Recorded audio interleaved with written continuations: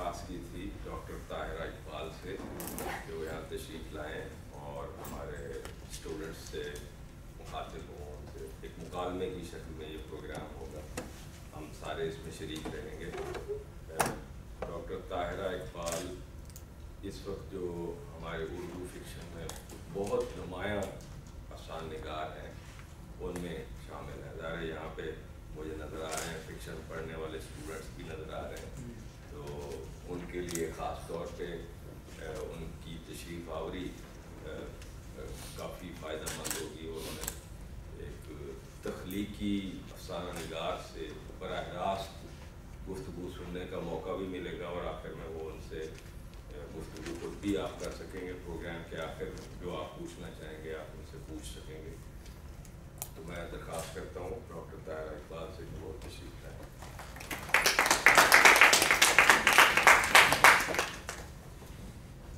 یہ اس ڈسکشن میں فاطمہ فیاض صاحبہ بھی شریک ہوں گی، میں ان سے بھی درخواست کرتا ہوں۔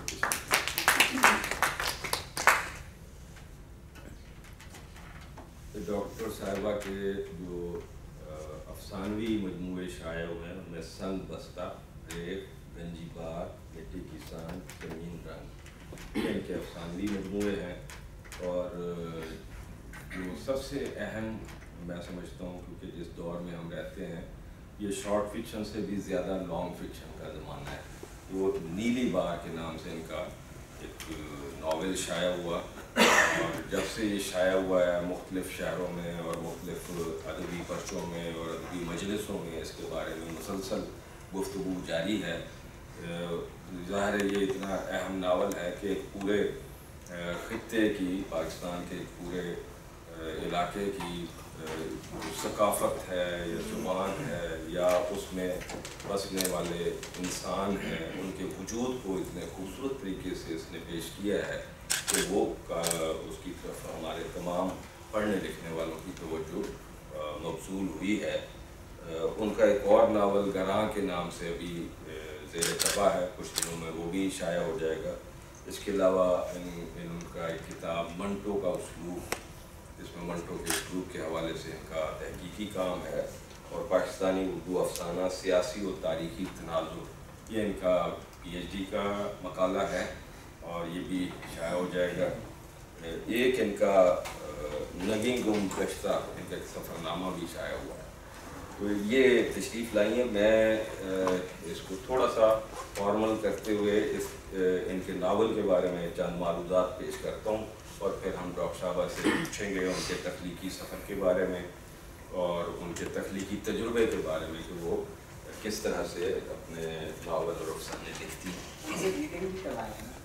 ریڈنگ بھی ہے، ان کا افسانہ بھی سنیں، افسانہ وہ تو ظاہر ہے اس کے بغیر ساری چیزیں اتنی معنی خیز نہیں رہے گی۔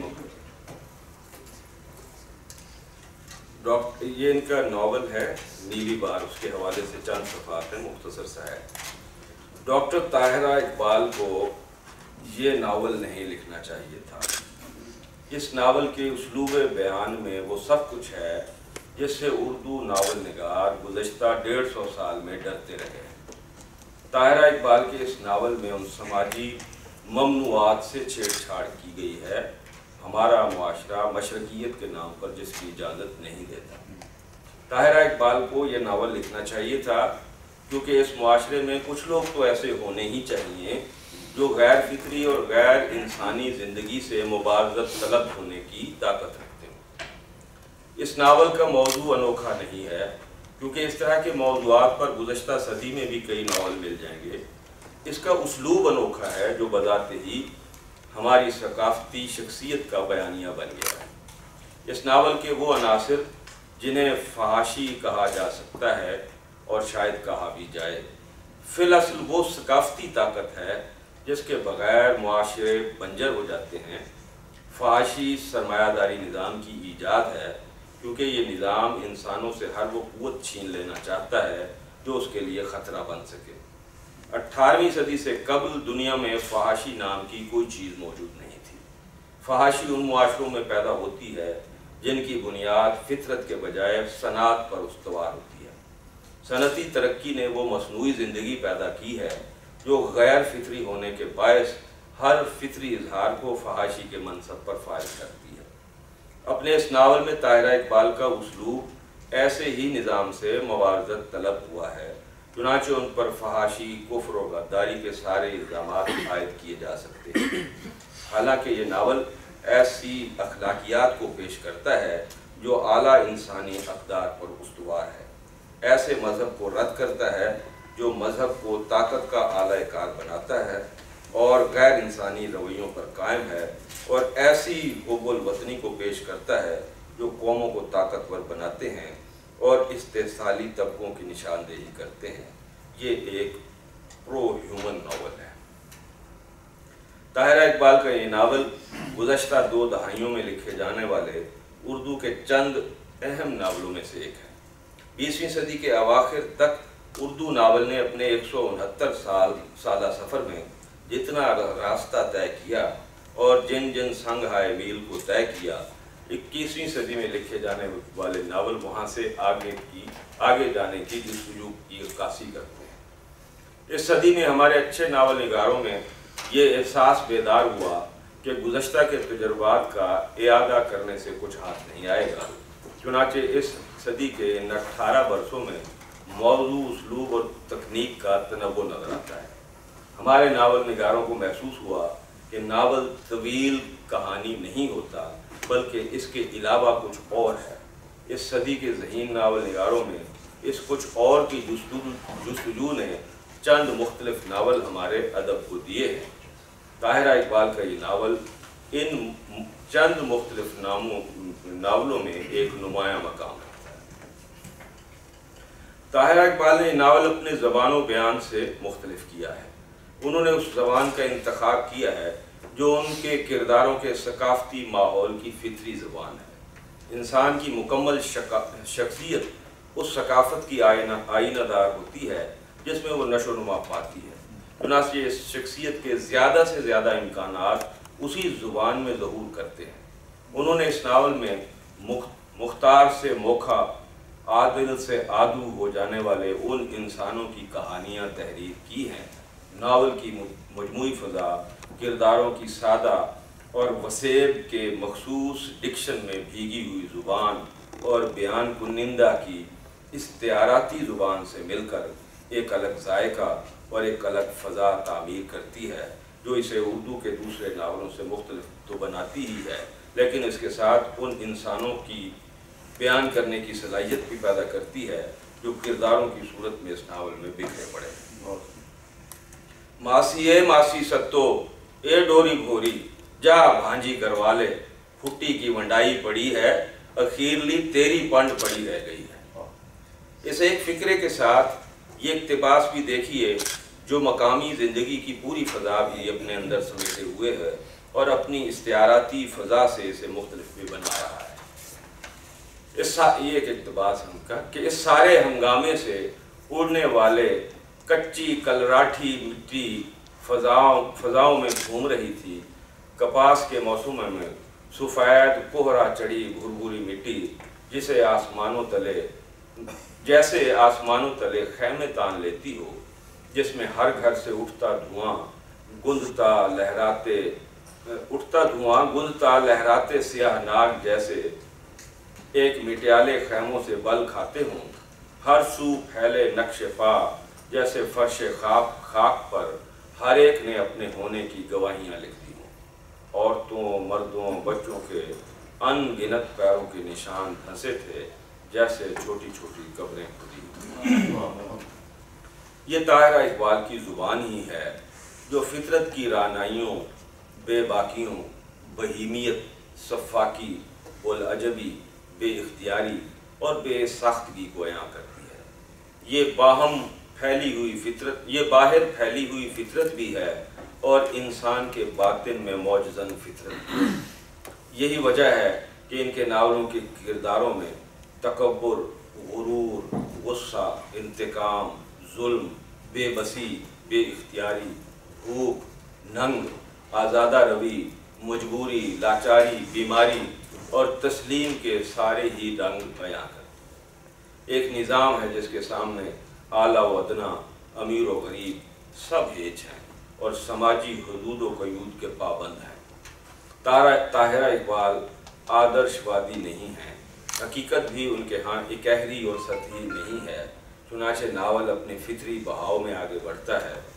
वो वाक़यात और किरदारों पर अपनी मर्ज़ी नाफिज नहीं करती, बल्कि उन्हें फितरी अंदाज में पनपने का मौका देती हैं। उन्हें किस्से के आगाज़ व अंजाम और इर्तिका के बजाय किस्से और किरदारों की आज़ादी से ज़्यादा सरोकार है। वो किसी ख़ास किस्म का तासुर या नताइज पैदा करने से भी दिलचस्पी नहीं रखती। वो बस ये चाहती हैं कि ज़िंदगी अपनी तमाम जुज़ियात अपने हुस्न और बदसूरती दोनों के साथ समाजी हकीकत से मुताबिकत रखते हुए तख़य्युली हकीकत में ढल जाए।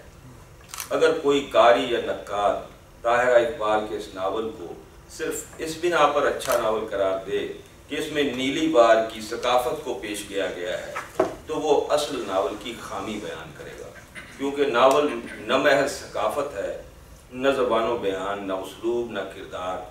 नावल तो हर अच्छे फनपारे की तरह एक नामियाती कुल होता है, जिसमें ये तमाम अनासिर इस तरह घुल मिल जाते हैं कि एक को दूसरे से अलग करना मुमकिन नहीं होता।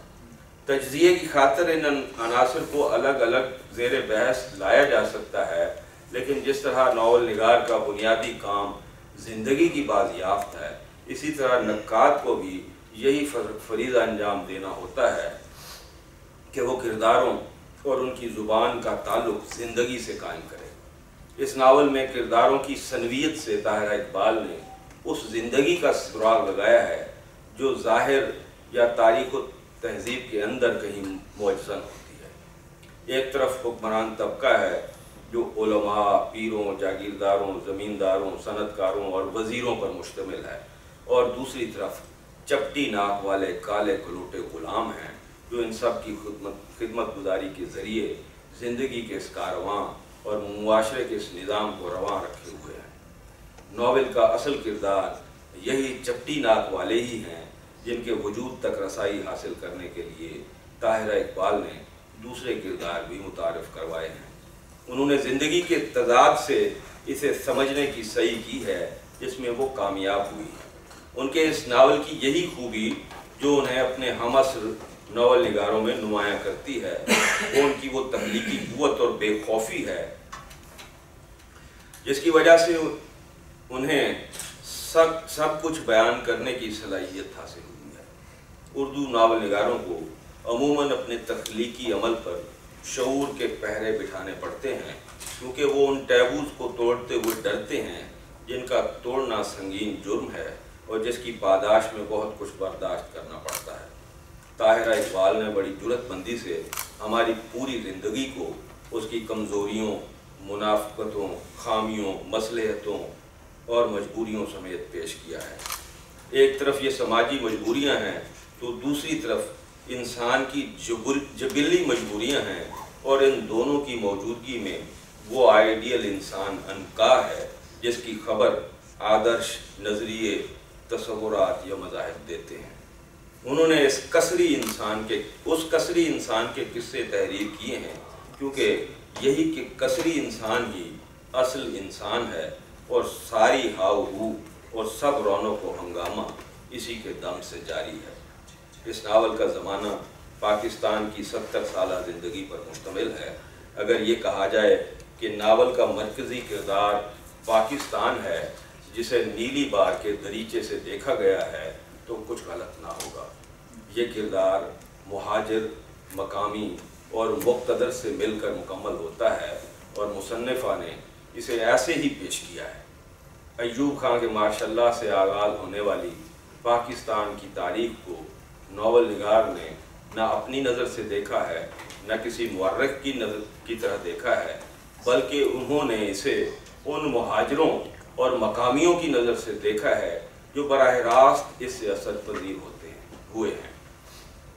रहे जागीरदार, सनतकार और अहले इक़्तिदार तो उनकी ज़िंदगी पर इसके कोई असरात मुरतब नहीं होते। मार्शल्लाह हो या जमहूरियत, हर दौर इन्हीं का दौर होता है।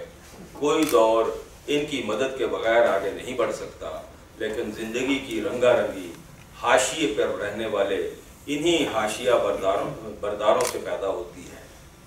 طاہرہ اقبال نے شاعروں کی طرح زندگی کو فلسفائز نہیں کیا، بلکہ یوں محسوس ہوتا ہے جیسے زندگی اپنی تمام حشر سامانیوں کے ستم کے ساتھ یہاں متشکل ہو گئی ہے۔ مرد کرداروں کی طرح اس ناول کے نسوانی کردار بھی اسی ثنویت میں ظاہر ہوئے ہیں، لیکن نسوانی کردار مردانہ کرداروں کے برعکس زندگی کو پیش کرتے ہیں۔ حویلیوں میں گھٹ گھٹ کر زندگی گزارتی ہوئی پیرنیاں اور جاگیردارنیاں، اور ان کے برعکس بیلوں، کھیتوں اور فصلوں میں آزاد اڑتی ہوئی سانولی اور کالی رنگت کی کم ذات لڑکیاں اور عورتیں۔ ہائے نہیں نہ کرنا تو سیکھا ہی نہیں، جنگلیوں لچیوں نے جو بھی کہے وہیں مچھلی اٹھا دیتی ہیں۔ اڑیو اسی لیے تو شلوار نہیں پہنتی کہ نالا کھولنے میں جھٹ دیر لگے گی۔ ہائے نہیں اپنے مردوں کو بچاؤ، یہ تو عزت تلی پر رکھ پھرتی ہیں۔ سائیں، اس قوم کا دل اس بار کی مٹی سے بنا ہے، اس کے پانیوں سے دھڑکتا ہے، اس کی تاثیر سیکھتا ہے۔ زرخیت موتی اس کے باندھے، اسی کے نوکر غلام جو اس مٹی پر ہل چلانے کا اختیار حاصل کر رہے، بس اسی کے ہل کی انی تلے کھبتے چلے جائیں۔ باہر سے آنے والے تو ملکیتوں اور وراثتوں والے ہو گئے، یہ بس مٹی کے کیڑے۔ 550 صفحات میں طاہرہ اقبال نے اسی دیانتداری، اسی طاقت اور اسی بے خوفی سے بار کی تصویر مکمل کی ہے۔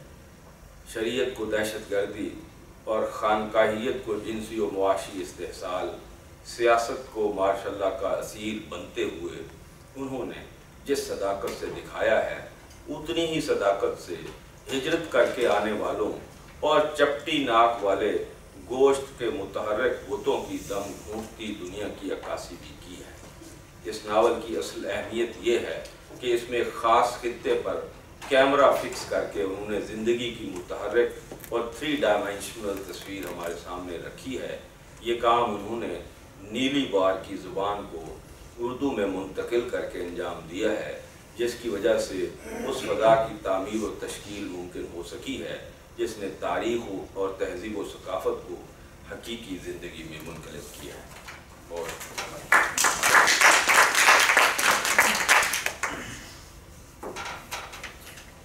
تو یہ ہے ہماری ناول نگار اور ہماری افسانہ نگار، جن کے بارے میں ہم آج کچھ گفتگو بھی کریں گے اور ان کی گفتگو بھی سنیں گے۔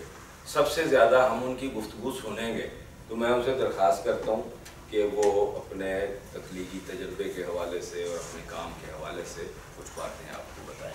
بہت شکریہ ڈاکٹر صاحب۔ میں سب سے پہلے تو آپ کا بہت ہی ممنون ہوں کہ آپ نے مجھے یہاں مدعو کیا۔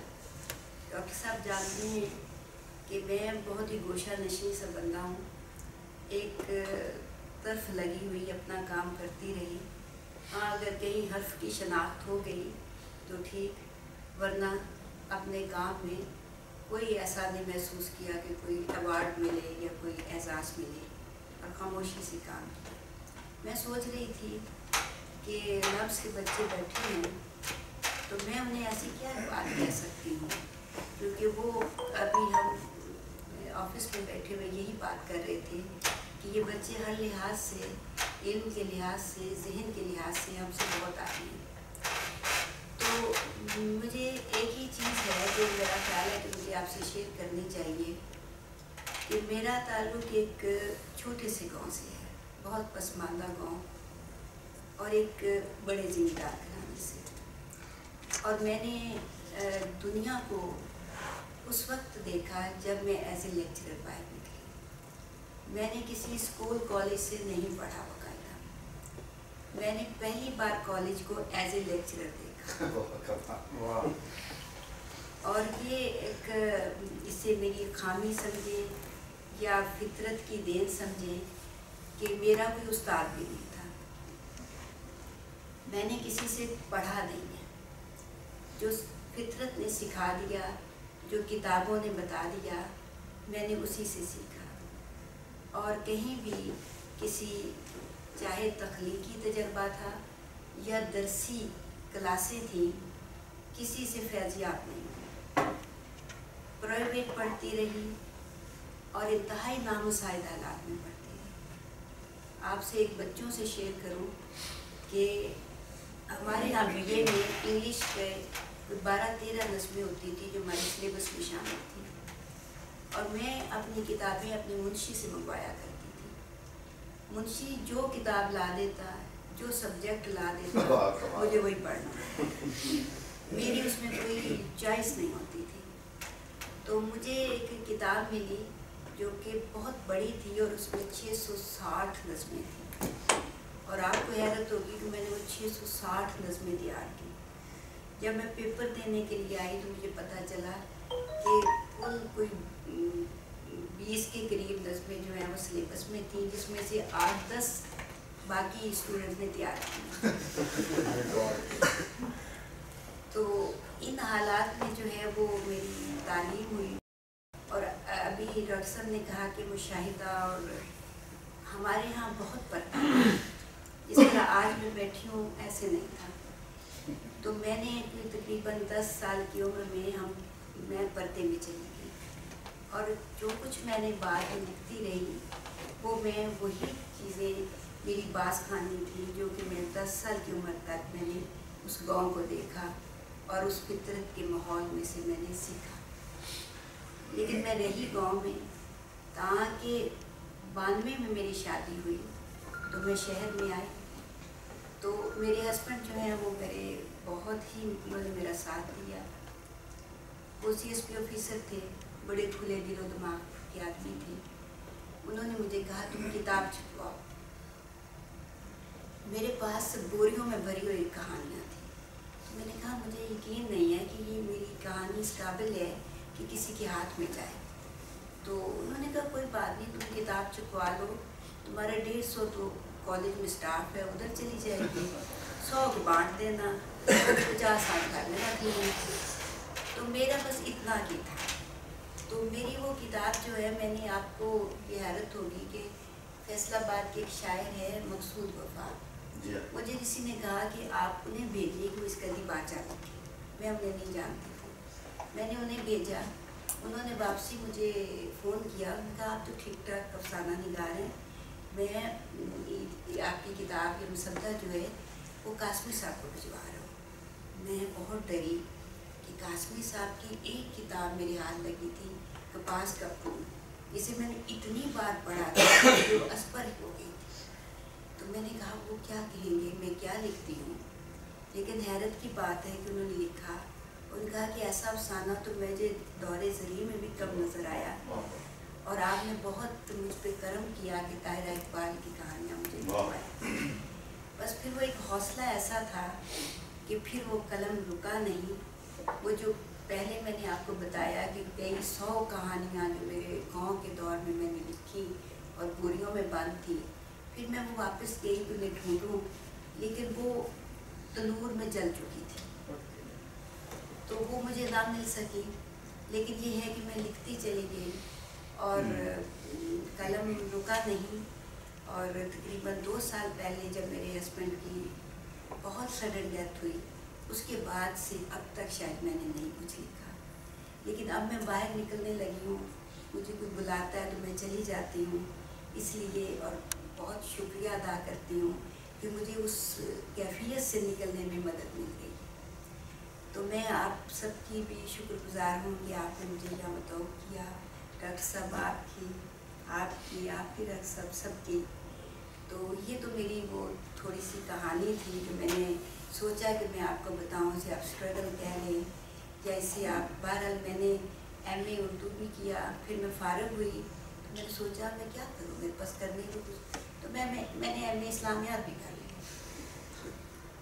تو اس کے بعد پھر میں شادی کے بعد جو ہے پھر میں نے MPhil کیا اور PhD کیا۔ تو آج میں GC یونیورسٹی فرموں میں اردو ڈپارٹمنٹ کی ہے۔ تو یہ ایک سے آپ جو جس بھی رنگ میں ہیں، بلکہ نیلی بار کا بھی ذکر ہوا تو اس میں کردار رنگ سب آپ نے دیکھا ہوگا، پاکیزہ کا کردار، तो वो किसी हद तक एक स्वानी किरदार है। मेरे नाम का मतलब भी पाकीज़ा या पाक। तो वो एक ज़िंदगी है, अगर आप उसे देखें किस तरह की, बाहर एक फितरत थी जिसमें शायद आप बच्चों ने वो ना देखा हो जिस तरह के हमने देखा कि शीरीन के फूलों की खुशबू, जिस तरह के इस मौसम में शायद आपके लिए एक वो सितारों का जो एक शाम के वक्त सितारे पूरे आसमान पर बिछ जाते थे, वो कैफियत। फिर शायद आपने ये भी ना देखा हो कि ये जब गंदम की यानी बहार का मौसम आता था तो हमारे घरों में मुजारियाँ या नुकरानियाँ तंदूर बनाती थी, और उसमें एक जिसे हम वन बोलते हैं, वन का दरख्त होता है, उसके बारीक बारीक धागों जैसे पत्ते होते हैं, तो वो कुतर कर मिट्टी में डालकर तो तंदूर बनाया जाता था, और वो एक उसकी अपनी खुशबू होती थी। आपने शायद न देखा हो कि ये जो आम है, आम की गुठली पर हम चिकनी मिट्टी लपेट कर तंदूर में दबा देते थे और फिर उस गुठली को पका हुआ आम खाते थे। आपने शायद ये ना देखा हो कि हम मुल्तानी मिट्टी जिसे गाचनी कहते हैं, वो भी हम तंदूर में दबा देते थे और फिर उसे भी खाते थे। तो ये एक देहात का एक बड़ा लंबा वक्त जो कि मैंने वहाँ गुजारा, मैंने उसे बसर किया। एक होता है कि आपने कुछ वक्त देखा और निकल आए, लेकिन मैंने एक बहुत लंबा वक्त जो है वो देहात में ही गुजारा। और अलावा अजी अब भी जाती हूँ और उन तमाम कैफियत को महसूस करती हूँ, और मेरा ये ख्याल है कि आपके बचपन में जो 15-20 साल की उम्र में जो कुछ आप हासिल कर लेते हैं, तमाम उम्र उसी को दोहराते रहते हैं। बल्कि मैं कल भी अपनी बेटी से कह रही थी, अभी बैठी थी वो निकल के बाहर, मैं उससे कह रही थी कि मुझे ऐसे लगता है कि जो 15-20 साल की उम्र में जितना इल्म, जितनी दानिश मैंने हासिल करनी थी, उसके बाद शायद इजाफा नहीं हो सका। तो मैं भी अपने नावल या अफसानों में इन्हीं चीज़ों को बार बार दोहराती हूँ। बाकी अगर तख्लीकी तजर्बे की तो मैं ये कहा करती हूँ कि शायर या अदीब या होता है या नहीं होता, उसे बनाया नहीं जा सकता। आप कहेंगे आपने किस किस को पढ़ा, तो शायद मैंने उस वक्त किसी को भी नहीं पढ़ा था, क्योंकि हमारे गांव में पढ़ने को कुछ नहीं होता था। यहाँ तक हम करते थे कि सौदा बना हुआ जिन कागज़ों में, अखबार के कागज़ों में होता था, उन्हें भी इकट्ठा करते थे और उन्हें भी बाद में पढ़ा करते थे। घर में कभी अखबार या रसाला कोई आ जाता था तो इतनी खुशी होती थी कि जब तक उसको पढ़ नहीं लेते थे रात को यानी सोते नहीं थे। हमारे घर में हवेली में जनरेटर चलता था, लेकिन रात के वक्त नहीं होता था। तो मैंने जितना भी पढ़ा, मैंने लालटेन की रोशनी में पढ़ा।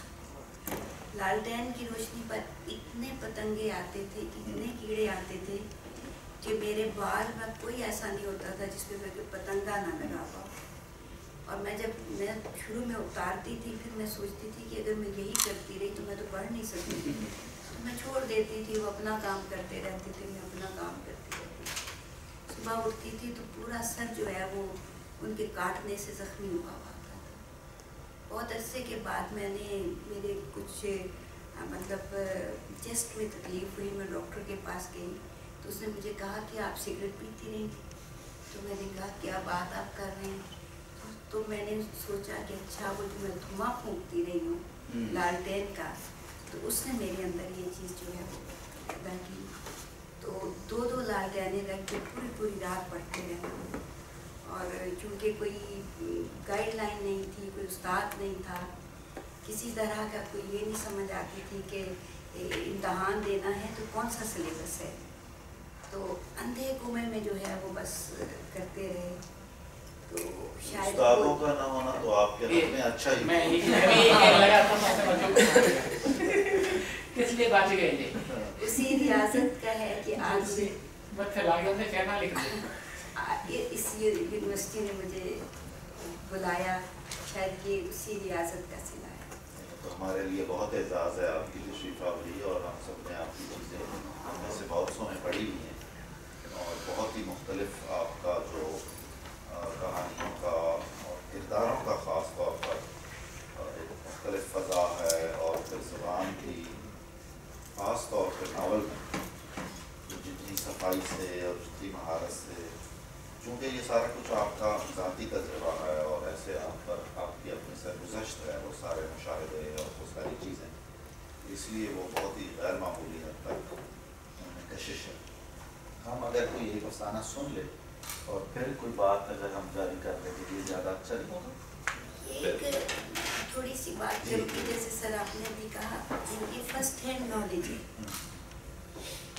यानी आपने जिस जगह पे वक्त गुजारा वहाँ से आपने खुद जो चीज़ें चुनी, महसूस की, लिव की, बसर किया उनके साथ, उन्हें पेश करने के लिए आपको किसी टेक्निक या ड्राफ्टिंग की ज़रूरत नहीं होती। बेशक मेरी कहानी में या नावल में कोई ऐसा तजुर्बा नज़र नहीं आएगा जिसे आप कहें कि ये फ़लाँ अंग्रेज़ी नावल के मुताबिक है या इस फ़लाँ दौर का जो एक ख़ास बयानिया है उस बयानिए के मुताबिक है। ये खुद रौ कहानियाँ हैं, जिस तरह खुद रौ झाड़ियाँ होती हैं इसी तरह खुद रौ कहानियाँ। हो सकता है इसमें कमियाँ भी हों, हो सकता है इसे ज़्यादा बेहतर भी बनाया जा सकता हो, लेकिन लिखते वक्त सिर्फ एक ही चीज़ पेश नज़र थी कि जिस तरह इन्हें देखा और जिन किरदार जिस तरह उन्हें झेला, मुझे उन्हीं के साथ इंसाफ करना है। हो सकता है मेरी ज़बान लखनऊ में ना समझी जाए, कराची में ना समझी जाए, और ये एक बहुत बड़ा सेटबैक होता है कि आपको पूरी तरह आपका अखलाक ना हो सके। लेकिन उस वक्त लिखने वाले के सामने ये चीज़ नहीं होती कि मेरी कहानी किसने पढ़नी है और क्या उसका अखलाक उस तरह हो सकता है।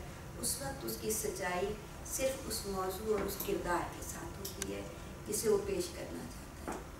बहुत सारे मेरे किरदार जो हैं वो वाकई इस यानी कि जिंदा किरदार अभी भी मौजूद है। एक कहानी थी गंदा कीड़ा, उसमें मैंने वो गंदा कीड़ा से मुराद ये है कि उस लड़की का जो आशिक है वो नाबीना है और वो लड़की एक हवेली में काम करती है। तो इस दौरानिए में वो प्रेग्नेंट हो जाती है जैसे गांव में होता है। तो उसमें 3 बेटे हैं, एक बाप है। पहले तो यही वाज़ेह नहीं होता कि ये बच्चा किसका है, और उसके बाद वो उसे कहती है अपने जो मोहताज उसका नाम है, जो आँखें जिसकी नहीं है, उसे पूरी तरह पेश आती है। फिर उसे कहती है कि जब वो चौधरी कोशिश करता है कि ये बच्चा जो है वो ख़त्म कर दिया जाए, तो वो बच्चे को लेकर निकल जाती है उसके साथ, मोहताज के साथ भाग जाती है। तो उसे वो कहती है कि तुम्हें पता है कि मैं पेट से हूँ? तो उसे कहता है कि हाँ मुझे पता है। तो कहती तुम तो नाबीना हो, तुम्हें कैसे पता? तुम तो मोहताज हो, तो तुझे कैसे पता? तो उसने कहा कि तुम जब खाल टापती थी और तेरे पाँव की आवाज़ धप से दृढ़ हुई तो मैं उस वक्त से जानता हूँ।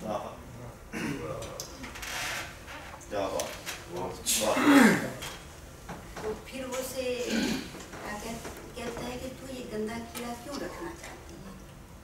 तो उसे ये जवाब देती है कि मैं इसे पैदा करूँगी, मैं इसे बड़ा करूँगी और इसके हाथ में कासा पकड़ा के कहूँगी कि वो हवेली है, मलक जी वहाँ से जाकर खैर बिन के वो एक इंतहाम का उसका अंदाज है। तो यानी ये हो सकता है कि ये बात कहीं और लिखी गई हो, बहुत अच्छे लफ्ज़ों से लिखी गई हो, लेकिन जैसा डॉक्टर साहब ने कहा कि अगर मैं अपना तज्ज़िया करती हूँ तो मुझे सिर्फ ये है कि मैंने किसी की मैं नाकल नहीं थी। मैंने जो लिखा अपने सोच और अपने बयानिए और अपने असलूब में लिखा। कहानी का भी कहा गया, कहानी थोड़ी लंबी हो जाती है और दिलचस्पी भी थोड़ी कम हो जाती है, क्योंकि हम उसमें ख़ास तौर पर बड़ी लंबी डिस्क्रिप्शन दे देते हैं। मैं सोचती रही यहाँ मैं कौन सी कहानी पढूं जो मुख्तसर हो और थोड़ी दिलचस्पी भी बरकरार रहे। तो मैंने मियार मेरा सिर्फ ये रहा कि सबसे मुख्तसर, मेरी तकरीबन कोई 100 कहानी छपी है, उसमें से जो सबसे मुख्तसर कहानी है मैं वो पढ़ती हूँ। ये सबसे अच्छी कहानी नहीं है, अच्छी कहानी को शायद मांडाइन को कहा जाता है या कुछ और कहानियाँ, लेकिन वो लंबी थी तो मैंने एक मुख्तसर कहानी इंतखाब की है। अगर आप कहिए तो मैं पढ़ देती हूँ, अगर आप गुफ्तगू करना चाहें। सबसे अच्छा तो ये कि इसके बाद गुफ्तगू बहुत ज़्यादा अच्छी हो जाएगी। मैं वो कहानी पढ़ती हूँ। इस कहानी का उन्वान है देशों में, और मैंने पहले कहा कि ये बहुत अच्छी कहानी नहीं है, सिर्फ एक क्वालिटी है इसकी कि मुख्तसर। नोकीले मीनारों, गोल मोल मेहराबों और आराइशी नक्शो निगार वाले चिकनी मिट्टी से बने चूल्हों में उपलों की आग दहक दहक कर भस्म हो रही थी। चौके के बूहे से लगा डब्बू थूथनी उठा उठा कर हवा में भौंकने लगा और तनोमन गर्दन झटक झटक कर फिजा में लपकने लगा जैसे खला में बिल्लियाँ भरी। राज की पुरस्कारियत और भेद के पा लेने वाली सरशारी में शराबूर बोबो ने बशीरा के गले में टोका दिया। दोनों की हिलती गर्दनों ने राज की तरसील पर मोहरे इस्बात सबत कर दी। अब तो रोज़ ही आती है और इसी वक्त पर खमीरी रोटी की तरह उभरी हुई झुर्रियों के जाल में छुपी खून उतरी सफ़ेदी में लिपटी पुतलियों में लौ भर आई, जैसे स्याह अंधी कालक में लिपटे दिए की लाट तेज हो जाए। नज़ीर अहमद, अब तो तुझे एतबार आया ना, अब तो रोज़ ही और इसी वक्त। लालटेन की स्याह चिलमनी से चटकती हुई राख के जर्रे नथनों में घुस रहे थे। धुआं छोड़ती हुई बत्ती 2 लाटों में बटकर किताब के हरफों पर गोल मोल तुरमुरे से बना रही थी।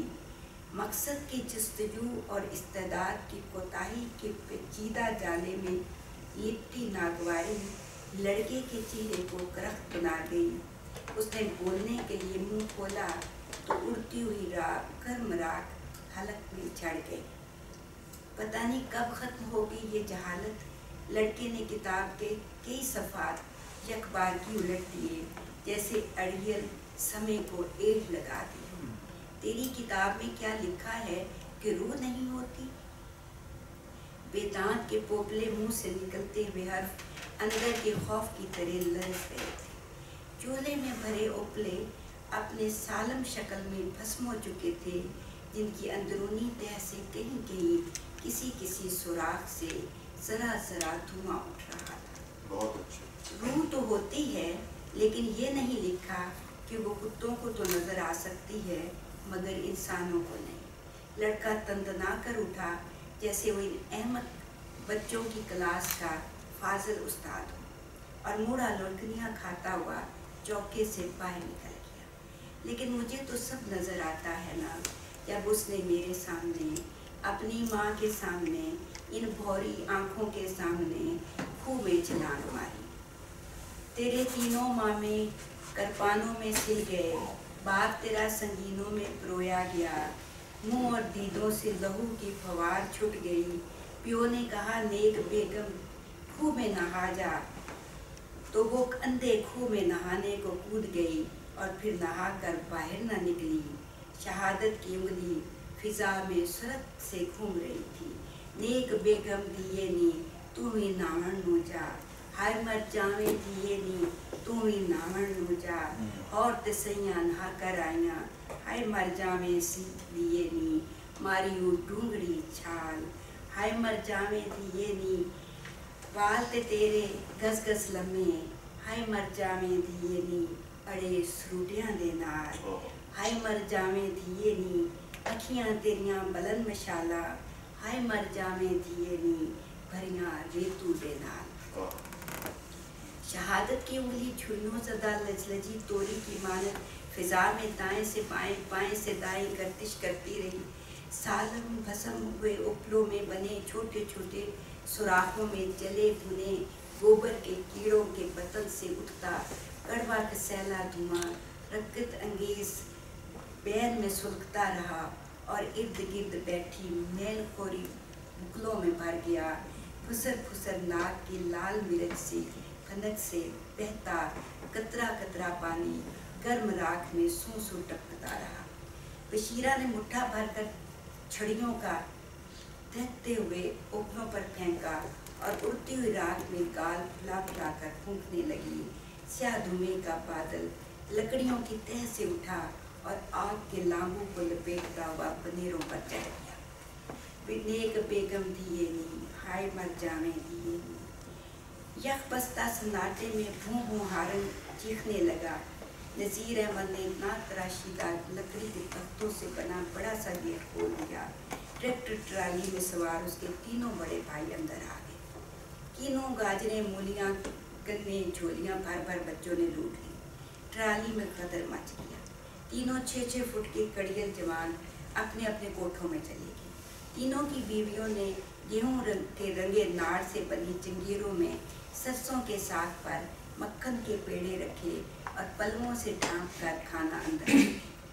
बशीरा ने जलते बलते भुट्टे की राख को हाथ मार मार कर झाड़ा और अंगूठे की पोर से दाने भोर के हथेली में फैला दिए। ले बोबो तू भी खा। बोबो ने 1.5 दांत के नीचे 1-2 दाने दबाए। गहरी नागवारी झुर्गों के जाल को समेट गई। हटाओ परे निरा भोग। हाय ने बशीरा बीबी छल्ली तो होती थी देसों में। ये छल्ली इसने लंबा लंबा हाथ दराज किया। करनैल सिंह की पैली में कोई छलियाँ, ये मोटे मोटे दाने चिट्टी ते गंजी छलियाँ चुन चुन के तोड़नी चुन्नी में भर लेनी। घर आके बेबे ने कहना हंसी फेफड़ों में अंदर ही अंदर 4 चुफेरे घूमने लगी जैसे चारों ओर से हवा हम फड़फड़ा रही हो। पर ये तो अपनी पैली की हैं, फीकी हैं तो क्या हुआ। नज़ीर अहमद ने नजरें हरफों में यूं गाड़ दी जैसे उनकी खाल के अंदर से कुछ तलाश कर रहा हो। वो भी अपनी पैली जैसी ही थी। कभी ना रोका कभी ना टोका उस भागवान ने। गोरा रंग काले केस केसरी कुर्ता अरे कोई उसे सजना मीरा सपेरा। खूह से टिंडे भर भर पानी की निकालनी। ठंडा ते मीठा पानी नीरा शरबत। सोना जवान था। कहना बरकत बीबी तेरे घड़े में डलकर पानी शरबत क्यों हो जाता है। उस खूह का पानी तो वैसे ही शरबत था। पर करनैल सिंह चारों ओर से चीरती हुई पागल हवा भंबीरी को घुमाने लगी। पर करनैल सिंह सच्ची बड़ा ही मजाकिया था। इसीलिए तो मार डाला तेरे खेश कबीले को। रेजा रेजा लफ्ज़ों में घड़ी नजरें जैसे उनकी खाल के अंदर से कुछ न ढूंढ पा रही हो। ना करनैल सिंह ने नहीं मारा। वो तो बड़ा ही बीबा बंदा। बड़ा ही तो फिर जरनैल सिंह ने मारा होगा। वो तो उससे भी बीबा तो फिर कप्तान सिंह ने मारा होगा। लेफ्टिनेंट सिंह ने मारा होगा। मारा तो किसी सिंह नहीं है ना। नज़ीर अहमद ने थप से करके किताब बंद कर दी। चेहरे पर बिछे आड़े तिरछे जाल में गहरी संजीदगी तैरने लगी। जैसे किसी बड़े फलसफे का इंकशाफ करने से पहले किसी दाना फलसफी पर इनकबास की कैफियत तारी हो। हाँ नज़ीर अहमद पर उस सिंह का कोई नाम था। वो तो कोई 4 दिन पहले करनैल सिंह शहर अंबर सर गया। तेरे दादे से आकर कहा चौधरी कोई बात है कि देशों की वंड पड़ जानी है और मुस्लिमों को पाकिस्तान जाना पड़ना है। तुम फिक्र ना करो, तुम्हारे घर बार ढोर डंगर सब अमानत। थोड़े दिनों की बात है, हर कोई घरों घरी वापस आ जाएगा। हाय लौडे वेले भरे बुकुन्ने घर को जंदा मारा। बूढ़ी के मत्थे पर हाथ फेरा। राख में दबे भुट्टे तड़कने लगी। उपलों का गला पकड़ने वाला कड़वा धुआं हलक में ठहर गया। दाना फलसफी के चेहरे पर नताइज की कम फहमी उलझन बन गई। बोबो तो फिर क्या हुआ? रब सोने की नेमतें देख और शुक्र कर। 2 कनाल के हाथे में एक जानब ट्रैक्टर ट्राली समेत खड़ा था, साथ थ्रेशर लगा था। जो बारे वाले पक्के मकान में सामान उमड़ा पड़ रहा था। दूध देती और गाभन भैंसों से बाड़ा भरा था। इससे ज्यादा छोड़ कर आई थी क्या? जोरे बाजू का घमंड लड़कों के चेहरों पर बरस पड़ा था। हाँ तो इससे बहुत कम, पर इसका स्वाद दूसरा था। वो स्वाद तो बस देशों में ही रहता। इसी रहमदा देशों में कोई मूली होनी, ये लंबी मूली ते मिठी खंड, जैसे मिठास हलक में घुलती हुई सीने में उतर गई। नज़ीर अहमद ने झुंझला कर फिर किताब खोली। सफ़ात फड़फड़ाते रह गए। नज़ीर अहमदा, पराया ना क्या पराया? तेरे 3 मामे शी जवान टोटे टोटे वही वो बिखर गए। तेरे दादे का लहू वो मिट्टी पी गई। तेरे 2 ताए वही भूल गए। पता वापिस ही चले गए हों अपने घर को। इतने न्याने थोड़ी थे, एक 8 साल का, एक 10 साल का। सारी सुर समझती उन्हें, घर का रास्ता आता था। तेरी किताब में करनैल सिंह का पता नहीं लिखा क्या?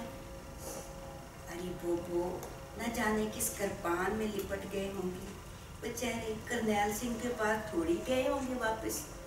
हाँ, तेरी बात भी सच हो सकती है। हाय नेक बेगम, बाप ने खूह में नहा गई, फिर बाहर ना निकली।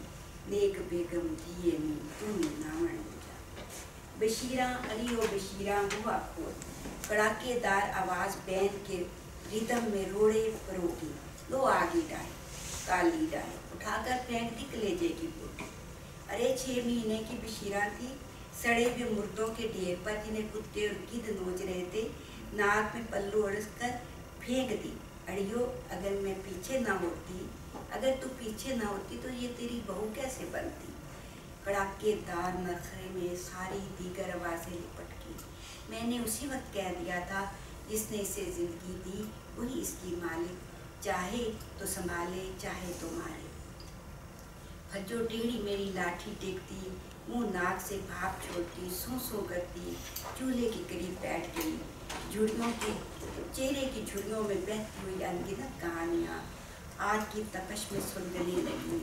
बार बार भूखा हुआ लोगड़, सख्त और बेहरारत। नीले डोरों वाले केसों की बुकले मारे हुक्कों की नए मुंह में दबाए खमीदा कमर वाले कई बूढ़े अंदर आए। फकीर ममदा, इसे बता कि हमें करनैल सिंह ने नहीं मारा, जरनैल सिंह ने भी नहीं मारा। हमें तो फकीर मोहम्मद के बताने से बेशतर वो खुद ही बताने लगी। करनैल सिंह तो बड़ा ही बीबा, मेरी शादी पर लाल रंग का नैन सुख का जोड़ा दिया। बोला बरकत बीबी, इसे सूट न समझना, इसके ताने बाने ताने में कोई अंदर ही अंदर चुटकियाँ भरता चला गया। 16 बरस की कमाड़ी के मन में खुद मच गई। वो था ही बड़ा मजाकिया। लो और सुनो, था ही बड़ा मजाकिया। बाबा दीनों ने कई कड़वी खांसी खांस कर कफ दूर परे फिजा में उछाला।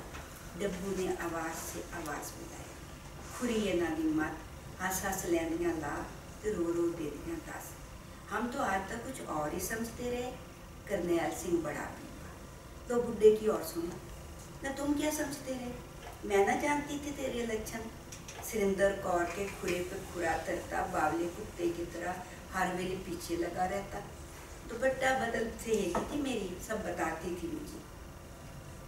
चादर का पल्लू नाक पर जमा कर उसने मुंह की ओट ले ली, जैसे जमानी फासले लिपट गए हों ओढ़नी के दामन में। सुरिंदर कौर जैसी जनानी थी कोई पूरे पंजाब में? गुत काली नागन, शलवार के तीरे कुछ चूमती हुई, भलाई का बूटा कद, ये हिप बुहे से औखी लंगे, छाबे से दूरी की हुई रोटी निकाल रगले परांदे पर धर लेती, मैं बढ़कर रोटी उचक लेता, मखने का पेड़ा पिघलता रहता, धीरे धीरे झाग तैरने लगती, चिट्टी ते मलूक मुड़ मुड़ देखती, पैर वट से फिसल फिसल जाते।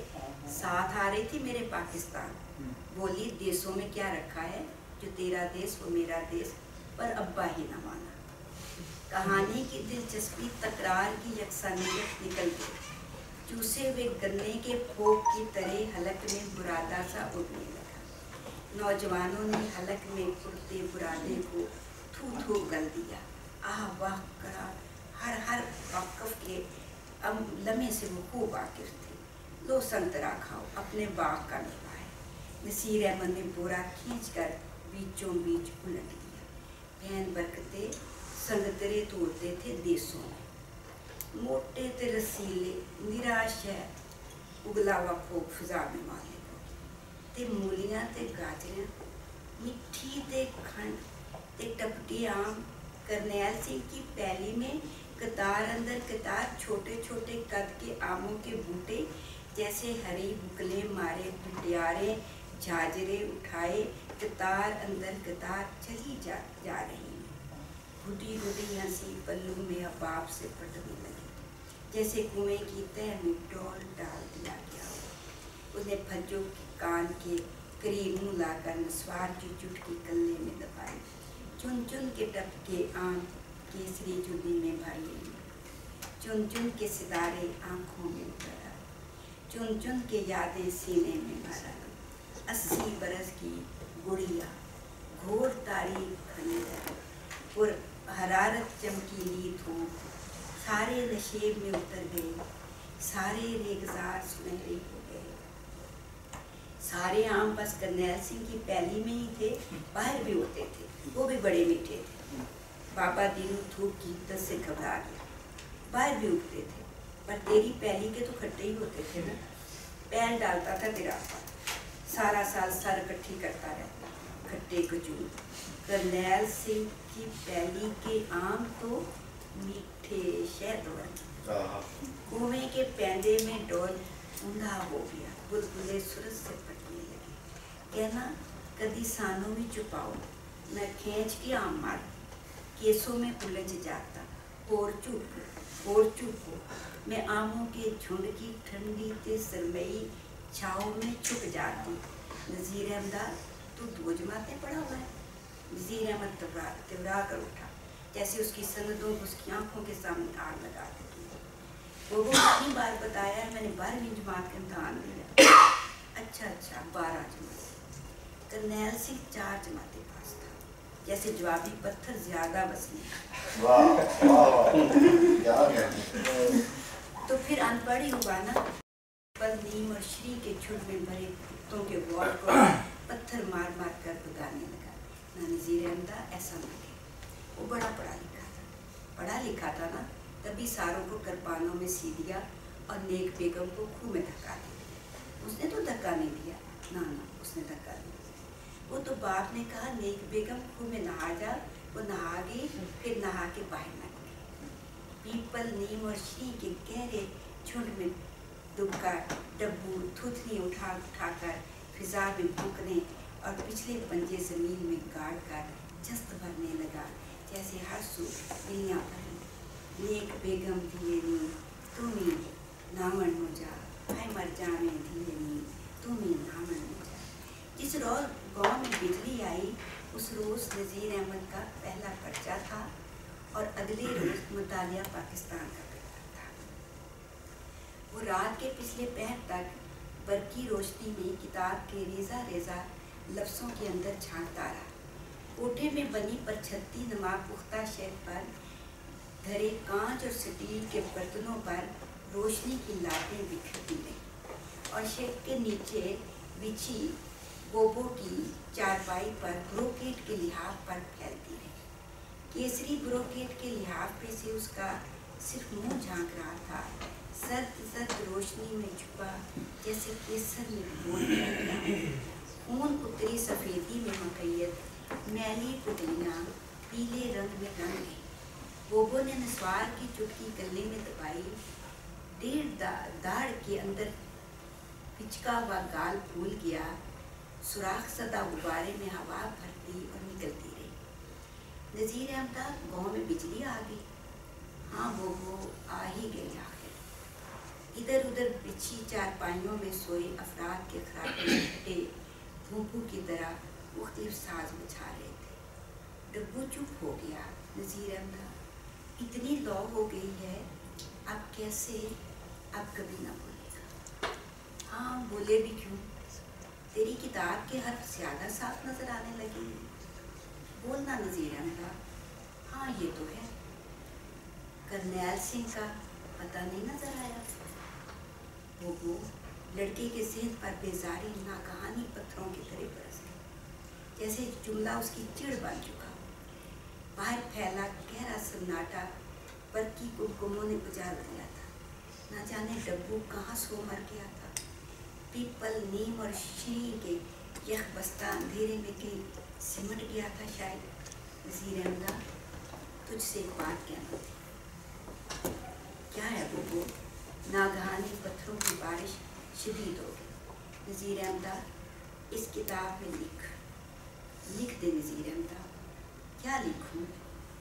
लिख, हमें करनैल सिंह ने नहीं मारा। मारा तो किसी सिंह नहीं है ना। नागहानी पत्थरों की बुछाड़ सी बरसी। हाँ पर उसका कोई नाम न था। चारों वीर कट गए, सर का साईं टोटे हो गया, लाल वहीं रुल गए, नेक बेगम। बोबू, नज़ीर अहमद तड़प कर उठा। प्यो ने कहा, खूह में नहा जा। नहागी, टेप में लगी कैसे, हर अमल हर रद्दे अमल से बेनियाज चलती चली गई। नहा गई, नहा के बाहर न निकली, नेक बेगम दिए नी तुम ही नाड़ जा। हाय मर जामे दिए नी तुम ही नाड़ जा। हाय मर जामे दिए नी मारी और डूंगरी छा।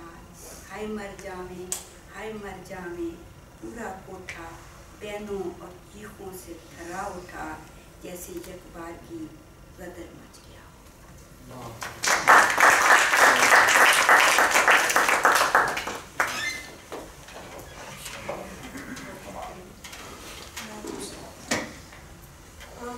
आपके अफसाने का अख्तिताम एक पंजाबी लोकगीत माहिर पे हुआ, तो मैं इस हवाले से पूछना चाह रही थी कि आपके पेश नज़र ये रहा है कि जो हमारी लोक सकाफत है और जो लोकगीत हैं वो महफूज हो जाएं, और आपने उस हवाले से ये शामिल किया। ये मेरी बहुत सारी आपको कहानियों में और नावल में नज़र आएंगे। असल में कोशिश ये थी कि कोई ऐसा गीत ना या टप्पा या माहिया या दोहा जो है वो ना शामिल किया जाए जो पहले कहीं गाया गया या किसी ने उसको ऑन रिकॉर्ड मौजूद था। इसमें आपको जितनी भी मिलेंगे, अगर इसे आप इकट्ठा करें तो हो सकता है ये बहुत तादाद हो, लेकिन ये उन लोकगीतों की या माहियों की या टप्पों की होगी जो ये जिन्हें मैंने सुना, और लेकिन मैंने उन्हें कहीं और कहीं यानी कि ना गाया हुआ सुना, ना कहीं किसी फिल्म में, ना। तो आपकी बात सही है कि वो ठीक है कि चूँकि एक लोक दानिश या लोकगीत या उसे महफूज करने का शौरी भी कोशिश थी, लेकिन गैर शौरी तौर पर भी कहानी को थोड़ा एक ख़ास टच देने के लिए भी इन्हें इस्तेमाल किया गया। और ख़ुद ब खुद ये अगरचे हो सकता है कि बहुत सारे बच्चों की समझ में भी ये ना आए हों कि इसमें वो क्या कहती है, क्योंकि ये नावल ये अफसाना बुनियादी तौर पर बयान की तकनीक में है, तो वो मुसलसल अपने गुज़रे हुए को बयान की शक्ल में याद करती है। और ख़ुसूसन वो उस बच्ची बेटी को जो कि अपनी इज़्ज़त बचाने के लिए 47 के वाक़यात में वो कुएं में छलांग लगा के मर गई, उसकी यादाश्त जो है उसके ज़हन से नहीं जाती, क्योंकि उसका ख्याल है कि बाकी जो थे दोनों लड़के वो ज़िंदा छोड़ आई थी और हो सकता है वो करनैल सिंह के पास वापस चले गए। तो ये एक उसको एहसास जो है वो उसको शायद सुकून देता है। तो हाँ, एक शौरी कोशिश हो सकती है कि इनको महफूज किया जाए। तो ये शायद ये हमारी नस्ल के बाद फिर आने वाले नस्लों के पास नहीं आएंगे। तो इससे तो बहरहाल यकीनन इस पर काम हो सकता है ना अफसानों के हवाले से, उसके अलावा भी। अभी आपने अपने गुफ्तगू में फरमाया कि मेरे अफसाने को या उसकी ज़ुबान को शायद कराची में या लखनऊ में न समझा जाए, तो उर्दू अफसाने में जो ये पंजाबी मुहावरा और पंजाबी लुगत का इस्तेमाल है, और क्या आप समझते हैं कि ये लिसानी तजर्बा गुज़ारते खुद उर्दू की लिसानी वसअत में इजाफ़ा करता है, उसकी हमगीरियत में इजाफ़ा करता है, या जो पंजाब की उर्दू ज़ुबान है उसको एक अलग शनाख्त देगा बाकी उन इलाकों का जहाँ का आपने जिक्र किया? इसको दो हिस्सों में तकसीम करें इस सवाल को। पहला हिस्सा तो ये है कि वही जो कि हम शुरू से उर्दू ज़ुबान के मुतालिक कहते हैं कि इसका अपना कुछ नहीं है, इसने मुख्तलिफ़ ज़बानों से सभी कुछ लेकर सरवतमंद करती चली गई। बहुत सारी ज़बानें जिस पर इसने बुनियाद रखी वो पीछे रह गई और ये तरक्की करती चली गई, वरना किसी ज़बान के लिए 100-150 साल 200 साल की उम्र थी, लेकिन जितने इसने तरक्की कर लिया इसकी यही लचक है कि तमाम ज़बानों को, अल्फाज को, इस्तिलाहात को खुद में समो लेती है। एक तो ये इसकी खूबी है। दूसरा ये जो ख़ास तौर पर आपने मेरी ज़बान के बारे में कहा कि कुछ ऐसे नामानूस इलाकाई लफ्ज़ आ जाते हैं जो शायद समझने मुश्किल हो जाएंगे, तो ये आने वाला तो वक्त ही इस चीज़ की गवाही देगा कि उर्दू ज़बान की शक्ल क्या बनती है। लेकिन एक ख़्याल ज़रूर है कि आइंदा 50 साल में जो उर्दू हमारे सामने आएगी वो दिल्ली और लखनऊ की उर्दू से बहुत फर्क हो जाएगी, और पाकिस्तानी उर्दू में मकामी और इलाकाई अल्फाज जो है वो ज़्यादा शामिल होते चले जाएंगे, और वो एक ख़ास रंग जो बनेगा। मुझे कुछ अर्सा पहले महमूद शाम साहब ने कहा था कि आप जंग में कॉलम लिखें, तो मैं कोई 3 साल कॉलम में जंग में लिखती रही। तो उन्होंने ख़ास तौर पर मुझे ये कहा था कि आप ये ज़बान जो इस्तेमाल करती हैं आइंदा आने वाले 50 साल के बाद पाकिस्तान की ये ज़बान। अब पेशगोई तो नहीं की जा सकती, लेकिन बहरहाल मेरे लिखते वक्त ये कोई शौरी कोशिश नहीं होती कि ऐसी ज़बान लिखी जाए, क्योंकि किरदार अब वो जिस पस मंज़र से उठी है, अब उसके मुँह में अगर वो ज़बान दे दी जाए जो दिल्ली या लखनऊ या कराची की है, तो वो मानूस नहीं रहेगा किरदार। तो यहाँ मजबूरी भी हो जाती है किरदार के साथ इंसाफ कर। आपने फरमाया कि जो इंसान अपने ज़िंदगी के इब्तदाई 15 से 20 साल में जिन मुशाहिदात से, जिन तजर्बात से गुजरता है, ज़ाहिर है तमाम ज़िंदगी जो है उसी को दोहराता है, और आपके इब्तदाई ज़िंदगी के साथ गाँव में और उसकी तहजीब में गुजरी। फिर उसके बाद बहरहाल आपने शहरी ज़िंदगी और यहाँ की तदरीसी मसरूफियात और मुलाज़मत और इज़्दिवाज, उसमें भी यकीनन एक तवील अरसा गुजरा। उसके बावजूद हम देखते हैं कि आपके अफसानों में भी, आपके नावल में भी जो गालिब रंग है वो बहरहाल देही सकाफ़त का और उसके किरदारों का और उसकी निस्बत। जब आपने एक शहरी ज़िंदगी की बात की है, शहरी ज़िंदगी के पस मंज़र से जो किरदार उठाए हैं वो शायद उतने मुतहर्रिक और उतने गोया और उतनी उसमें चाशनी नहीं है जितना देही सकाफ़त की। तो करनैल सिंह की पहली की तो मिठास ही और है, आपने ज़ाहिर है उस असली पस मंज़र। तो उस पर आप क्या कहेंगी, वो देही रंग जो है वो इतना मजबूत रहा कि बहरहाल उसने शहरी ज़िंदगी के रंग को गालिब नहीं आने दिया कभी आपकी तहरीरों में? आप ये देखिए, कोई भी लिखने वाला है उसका कोई एक जो है वो एक ख़ास मैदान है, और अगर किसी के पास नहीं है तो वो जिंदा नहीं रहता।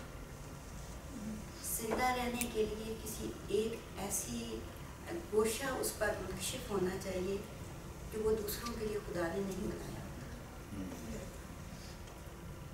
अगर मंटो है तो वो जिस ख़ास फ़िज़ा को पेश करता है वो सिर्फ उसी के लिए खुदा ने बनाया। अगर उस फ़िज़ा को पेश ना कर सकता तो वो भी एक आम अमूमी अफसाना निगार होता। ये कुदरत कुछ लोगों पर मेहरबान होती है कि कुछ ऐसी चीज़ उस पर उसके लिए रख देती है जो दूसरों तक उसकी रसाई नहीं, और वो जिस तरह उस पर खुदा मुनकशिफ करता है दूसरों को शायद नहीं। तो ये मेरा वाकई एक स्ट्रॉन्ग पहलू ज़रूर है।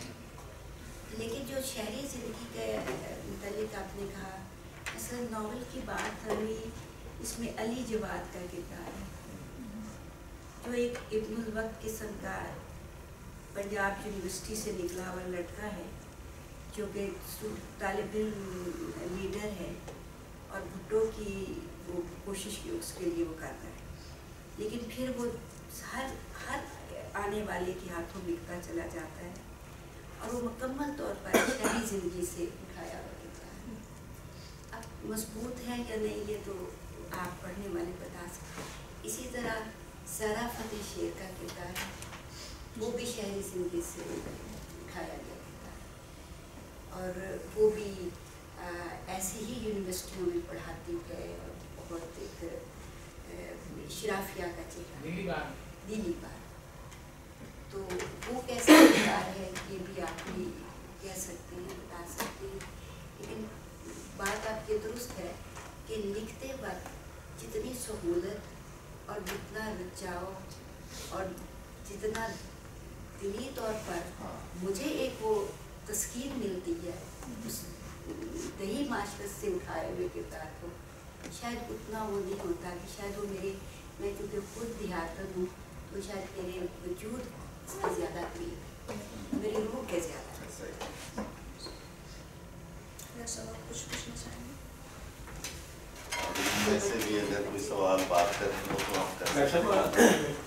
हम करें डॉक्टर साहब आपकी ज़िंदगी में ना आते एक बार साहब, तो फिर आप क्या करती जो आपके अंदर इतने बात थे बचपन से, तो क्या क्योंकि आपने एक ऐसे ख़ानदान में परवरिश पाई कि आप सियासतदान बनती हैं या फिर भी अफसरान बनती हैं अगर इकबाल साहब आपकी ज़िंदगी में आते? क्योंकि आपका कहना है कि उन्होंने मुझे सब कुछ ये किया, उन्होंने इजाज़त दी या आपने पढ़ा या जो आपने लिखने का, फिर अगर फर्ज करो इकबाल साहब आपको इजाज़त ना देते फिर आप क्या करती? मैं जब मतलब और दूसरा सवाल ये है कि जब इकबाल साहब ने आपको एक बहुत उर्दू का अफसाना बनाया तो क्या आपने इकबाल के लिए क्या किया? आप 2 साल आप उसके लिए कुछ काम कर रही हैं, करेंगी या नहीं करेंगी? क्योंकि उन्होंने आपको अफसाना बनाया है। इस सवाल का पहले जवाब मुझे पिछले वाले सवाल जिसका जी चाहे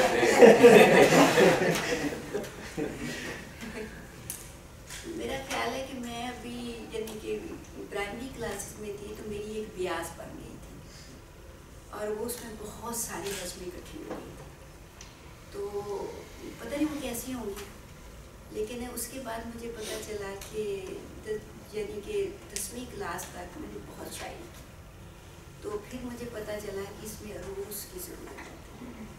अब मुझे एक किताब मिल गई जिसमें अरूज थी, मैंने बड़ी कोशिश की मैं सीखूं, तो वो मुझे आई नहीं, अरूज नहीं आए, अज़ान नहीं आई मुझे। तो मैंने सोचा कि मैं 10वीं की तैयारी कर रही थी मैट्रिक की, तो मैंने सोचा कि जब मैं लिख नहीं सकती तो मेरी ज़िंदगी का तो और मकसद कोई नहीं है, तो मुझे मर जाना चाहिए। अब मरने के भी सामान गाँव में बहुत होते हैं, पास पे छिड़कने वाला जहर होता है, गंदों में रखने वाली गोलियाँ होती हैं। बहुत सोच रही थी कि क्या खा दूँगी, तो अचानक मुझे ख्याल हुआ कि मैं नस्र क्यों ना लिखूँ, उसमें तो अज़ान की ज़रूरत नहीं, वज़न की ज़रूरत, तो बात मुझे अपनी कहनी है ना। बस मैं उठी और बस जैसे जैसे पा लिया और फिर मैं लिखती चली गई। शादी जब हुई है तो उस वक्त तक मैं बहुत लिख चुकी थी, यानी ये एक मेरी फितरत में शामिल था, वरना शायद मैं ना लिखती। शादी के बाद आप उसे कहें कि शादी की वो एक अपनी एक ज़िंदगी थी, 7-8 साल मैंने नहीं लिखा, दरमियान में नहीं लिखा। फिर मेरे हस्बैंड ने कहा नहीं आपको लिखना चाहिए, आपको आगे बढ़ना चाहिए। मैं लिखती ज़रूर रहती लेकिन शायद मैं छपती नहीं, मैं सामने ना आती। मैं आज आपके सामने ना बैठी होती लेकिन किसी कोने खुदरे में मेरी कहानियाँ मौजूद होती, इस तरह अक्सर खातिन जो होता है उनके साथ, तो अपना अंदर का तो वो किथारसिस कर रही होती हैं, लेकिन बाहर लाने से जो है वो थोड़ा सा होता है कि अब हाँ इकबाल साहब ने कहा लिखो, मैंने कहा मैं आप पर लिख दूँगी, आपकी कहानी लिख दूँगी, कहा मेरी लिखो, मुझे कोई एतराज़ नहीं होगा, मुझ पर लिखो। अब बाकी ये क्या कि 2 साल पहले क्या किया, अब ये कैफियत शायद एक लिखने वाला समझता है कि उसमें तातुल आ जाता है और उसे वापस आने में एक वक्त लग जाता है। एक बात वारिस अलवी ने एक जुमला लिखा जो मैंने जब पढ़ा उस वक्त से लेके अब तक मेरे अंदर से निकला नहीं। मुझे लगा कि ये जो अफसाने का तख्लीकी अमल है सारा का सारा उसने एक जुमले में बयान किया। उसने लिखा कि मंटो जिस वक्त हद तक लिख रहे थे उस वक्त वो मंटो नहीं थे, सुगंधी थे। अब एक तो आपने बात बताई है कि वो पाकीज़ा का किरदार है, वो सवानी किरदार है। मुझे ऐसा लगता है जैसे सवानी किरदार में उतनी गहराई नहीं होती है जितनी दूसरे किरदारों में जब अफसाना निगार पेनिट्रेट करता है उनके वजूद में। क्या आपको ऐसा लगता है जब आप लिखती हैं तो वो जो मर्द किरदार है तो आप वो मर्द बन जाती हैं उस वक्त, वो जैसे बोल रहे होते हैं उसको उस तरह से अपने वजूद में महसूस करके आप बयान करती हैं, कैसे लिखती हैं आप? मर्द किरदारों का अक्सर ये कहा जाता है कि आप गालियाँ बहुत लिखती हैं। तो दही सकाफत में आपने देखा होगा कि ये तकिया कलाम 80% ये तो हमारे कहते थे बंदा कहना मोड ऑफ कम्युनिकेशन है। इसके बगैर तो देहाती किरदार की तरह कोई बयान कर ही नहीं सकता, मुमकिन ही नहीं। वो जो उसका उजड़ अंदाज है वो उसके इस तकिया कलाम से जो है वो वाज़ेह हो जाता है। वो पॉलिश भी हो जाए तो वो उसके अंदर रहता है, देहाती रहता है, अखड़ रहता है। वो बहुत कुछ मर्द किरदार कहा यह जाता है कि उतने मजबूत नहीं होते जितने ख्वातीन के। एक वजह ये भी हो सकती है कि जब मैं गांव में रहती थी तो मर्दों से ज़ाहिर है कि हम पर्दे में रहते थे तो बहुत कम साका रहा मेरा और मैंने उस तरह मर्दों का मुशाहिदा नहीं किया। लेकिन बाहर से आने वाली आवाज़ें जो कि हवेली के अंदर आती थी, आवाज़ें दे रहे हैं कि खल बनौला दे जाओ, फलां के लिए चाय दे जाओ बन, तो मैं उन आवाज़ों से अंदाज़ा लगाती थी कि इसकी शख्सियत क्या होगी, इसके हाथ पैर कैसे होंगे, इसका लिबास कैसा होगा और इसकी उठने बैठने, उसका हुक्का पीने का अंदाज़ और उसका अपनी बीवी से या अपने घर वालों से इस तरह की बहुत सारा जो है मुशाहिदे पर तखय्युल भी गालिब आता है। तो लेकिन ख़वातीन का मुशाहिदा किरदारों का वो मैंने बहुत ज़ाती हसीस इसलिए शायद मर्द किरदार उतने मजबूत हैं। एक सवाल है वो और हवाले से है कि ये तो ये कि आपने अब तक सुना था हमारे 12 अमेरिका को कौन था वहाँ आप जी 12 एक बार तो वहाँ पे जो ज़बान बोली जाती थी वो ज़बान तो शायद पंजाबी नहीं थी। दो तरह के थे, एक वो महाजिर जो कि हिजरत करके आए उनकी वो पंजाबी। आपके फैमिली माइग्रेट फैमिली थी? हाँ जी हमारी मेरी मादरी ज़बान पटवा है। तो दूसरा सवाल मेरा ये था कि आपने जो किताबें लिखी कि आपको खुद पैसा से छुपवानी पड़ी या कमर्शियल वायबिलिटी बनी? ये खुद नहीं छुपवाई तो आपको रियायती भी मिली? थोड़ा बहुत। ये शायरी के साथ मामला है, फिक्शन छापने वाले लोग इंटरेस्ट से छापते हैं और ख़ास तौर पे अगर ऐसा बड़ा नाम हो तो वो शुक्रगुजार भी होते हैं और रॉयल्टी भी देते हैं। तो दूसरा नस्र की दूसरी किताबें भी वो छापते हैं। सिर्फ शायरी के साथ मामला और शायरी के साथ अच्छा किया कि शायरी इस वक्त 99% ट्रैश छप रही है तो उसको इस पैसे लेके छापना चाहिए। अच्छा ये एक बात बताएं कि ये कोई मसला है, ये जो ज़बान है वो शेर अफजल जाफरी साहब है उन्होंने भी इसी तरह को काम किया। इजाज़त हो तो मैं चला जाऊँगा। उन्होंने भी यही काम किया कि अपनी जो सकाफत है उस सकाफती लफ्ज़ियात है उसको वो लेके आते हैं। और आपके यहाँ भी देखें, आपके अफसानों में भी ये बड़ी ताकत से आई है और नावल में तो बहुत ज़्यादा प्रोमिनेंट होके आ गया।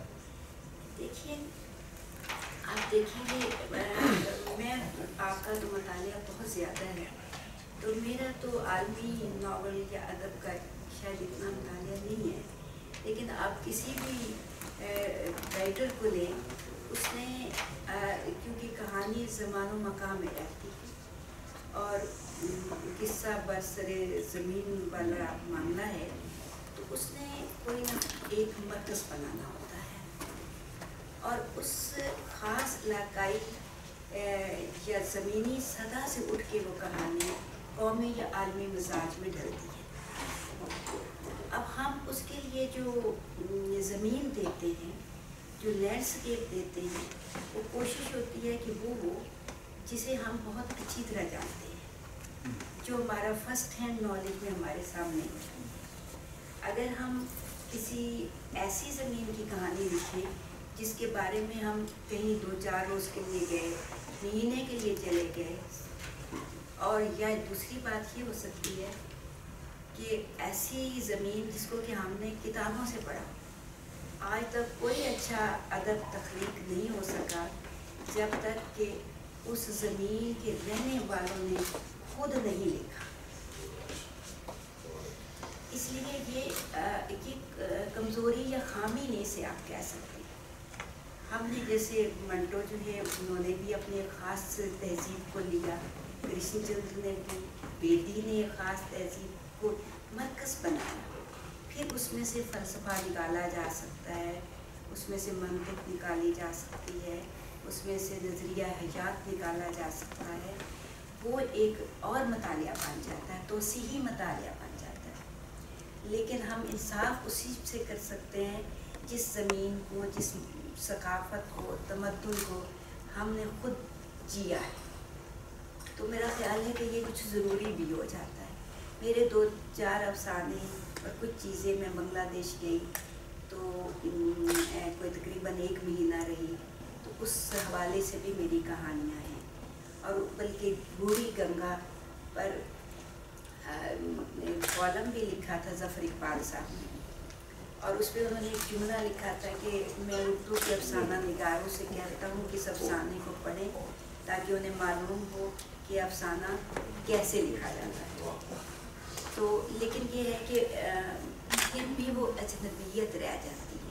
उस वक्त मैंने उसे लिख लिया, लेकिन अगर आज आप मुझे कहें कि मैं बांग्लादेश की सरजमी, तो शायद मैं बहुत चीज़ें भूल चुकी हूँ, लेकिन मैं अपने गाँव से मतलब 20 साल भी दूर चली जाऊंगी, लेकिन उसे मैं दोबारा एक लम्हे में वापस उस ख़ास कैफियत में, उस मिट्टी में, उस कीचड़ में, उन तनूरों पे, उन थोबों में मैं फिर जा सकती।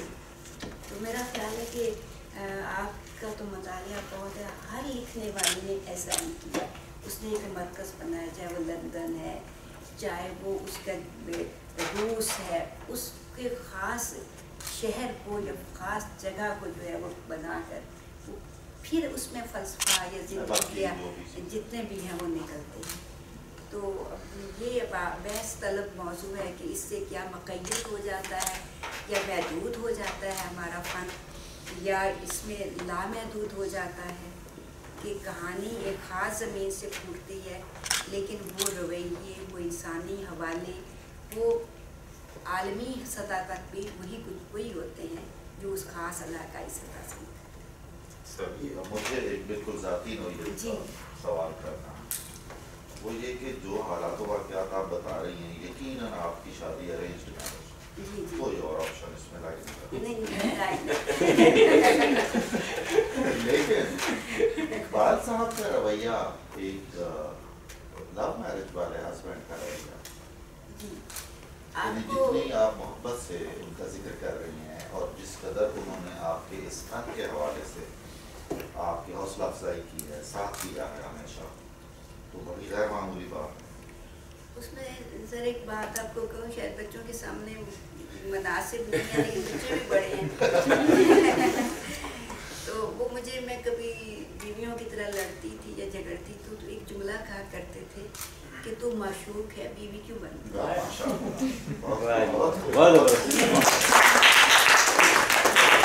मैंने तुम्हें हमेशा माशूक बना के।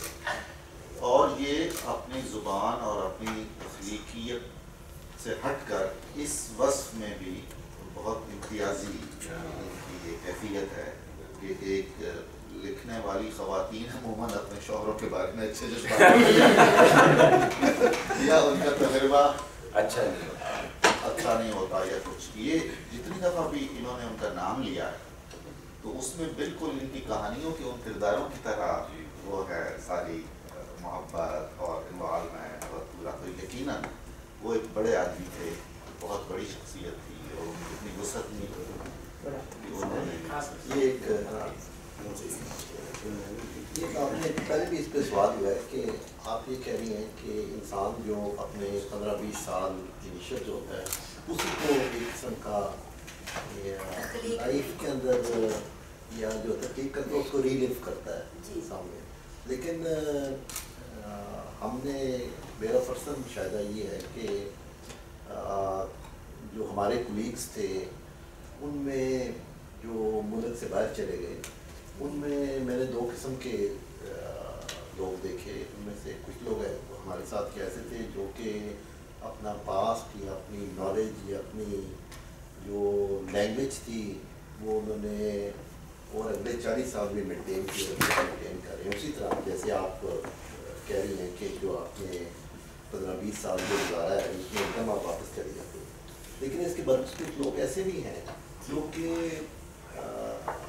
अगर अमेरिका चले गए तो उन्होंने अभी अपनी ज़ुबान भूल ही गई उनको और वो अपना पास्ट को बिल्कुल भूल गए। क्योंकि मेरा ख्याल है कि इस पर थोड़ी सी रोशनी डालें कि एक इंसान की ज़िंदगी के अंदर एक इम्पैक्ट होता है एक फेज़ ऑफ लाइफ का जो कि इतना स्ट्रॉन्ग होता है कि यू कांट रियली उस पर से आप बाहर नहीं निकल सकते। तो आप कुछ इस पर रोशनी डालेंगी। तख्लीक इज़हार ज़ात है, ये आप तख्लीकी सतह पर जीते हैं। अपनी ज़ात का इजहार जो है वो आप अपनी तहरीरों में कर रहे होते हैं। और जो आपने कहा कि इब्तदाई चंद बरसों में वो बरस जो हैं वो आपको बहुत कुछ दे जाते हैं और जिस ख़ास माहौल में और जिस उसमें एक आपने ज़िंदगी गुजारी होती है लिव किया होता है वो आपके साथ उम्र भर चलता है और वो बार बार आपको जो है स्टॉल्जिया की तरह वो आपको वापस लेके जाता है। आपने ये कहा कि लोग बाहर चले जाते हैं और फिर वहाँ जाकर अगर वो लिखने वाले हैं तो वो उस तजर्बे को जो है वो शामिल कर लेते हैं। बिल्कुल दुरुस्त बात है। अभी मेरा एक नावल आ रहा है ग्रां जो मैंने पोटवार के पस मंज़र में लिखा है और जिसका आधा हिस्सा वो है कि वो बाहर चले गया, लंदन चले गए हैं वो फैमिली और वहाँ जाके वो क्या कर रहे हैं और उनकी ज़िंदगियाँ कैसे गुजर रही हैं। ये है हमारा इल्म या इक्तसाब।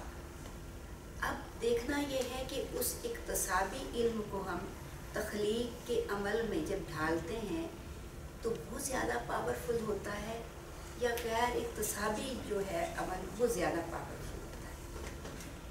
अब लिखते तो हम हैं, बहुत सारी चीज़ें ऐसी हैं। लड़कियां मैंने अफसाना लिखा जो कॉलेज के उसमें बैकग्राउंड में था, कॉलेज में बहुत कुछ हम लिखते हैं। एक नया हादसा एक नया वाक़या दहशतगर्दी पर लिखा जा रहा है। हर कोई ठहरा हुआ पानी तो है ही नहीं अदब उसमें बहुत।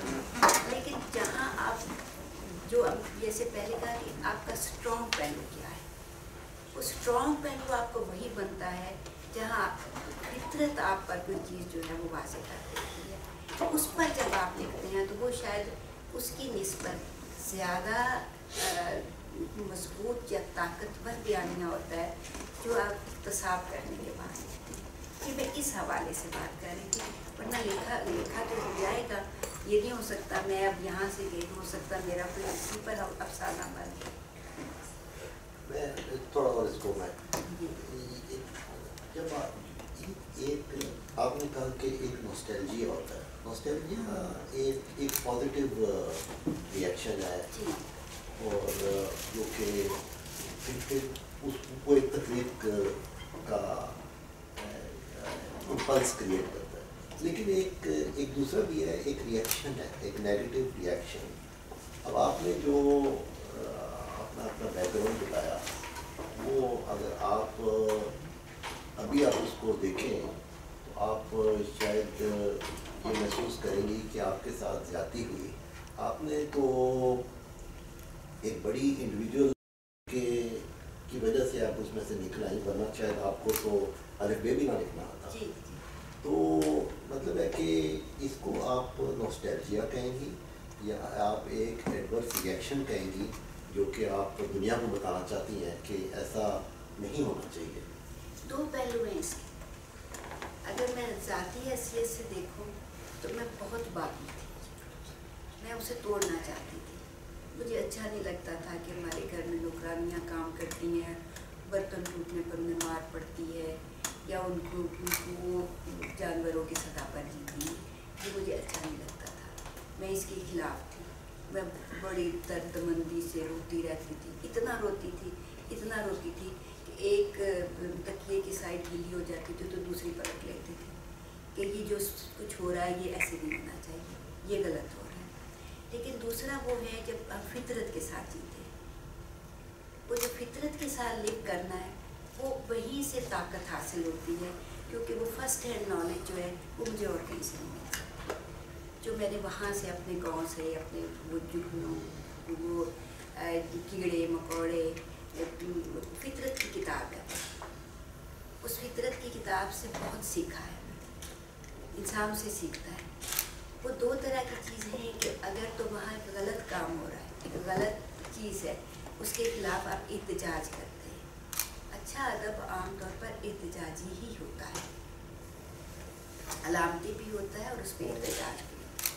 वो अपनी सतह पर एहतजाज भी कर रहा होता है, लेकिन ये है कि वो जिस ख़ास माहौल और जिस ख़ास कैफियत में आपने वक्त गुजारा होता है, वो माहौल और कैफियत भी आपके साथ साथ चलती है। उसमें वो नेगेटिव नहीं बनता, वो आपकी पावर बन जाती है, ताकत बन जाती है। लेकिन ये जो कुछ वहाँ हो रहा होता है, नावल का भी डॉक्टर साहब ने तज्जिया किया कि उसमें कहीं भी ये नेगेटिव किरदार ही चलते हैं, सारे नेगेटिव किरदार।